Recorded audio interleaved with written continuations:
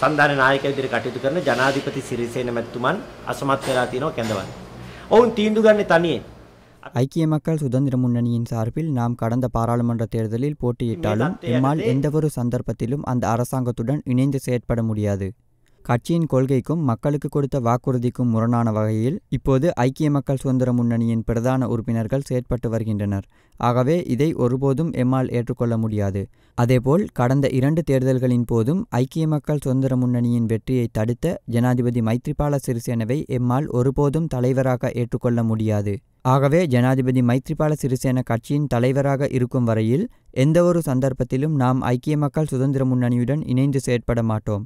அதேபோல் எதிர்வரும் மாகாண சபை தேர்தலின் போது ஐக்கிய மக்கள் சுதந்திர முன்னணியில் உள்ள முக்கிய 6 கட்சிகள் ஒன்றிணைந்து தனித்து களமிறங்க தீர்மானம் எடுத்துள்ளோம். அதற்கான பேச்சுவார்த்தைகளை நாம் ஆரம்பித்துள்ளோம். எனினும் யார் எமது கூட்டணி என்பதை இப்போது வெளியிட முடியாது. எமது கட்சியின் நலனுக்காகவும் நாட்டை பாதுகாக்கவும் இரகசியமாக செயற்பட வேண்டிய தேவை ஏற்பட்டுள்ளது. நாம் வெளிப்படையாக ஏதேனும் முடிவுகளை எடுக்கும் பட்சத்தில் எமது முயற்சிகளை முறியடிக்க பலர் செயற்பட்டு வருகின்றனர் எனவும் அவர் குறிப்பிட்டார். මේ දේ සිද්ධ වෙන්න කලින් කොච්චර දෙනෙක් මේකට සම්බන්ධ වෙනවද කියලා හෙළිකිරි.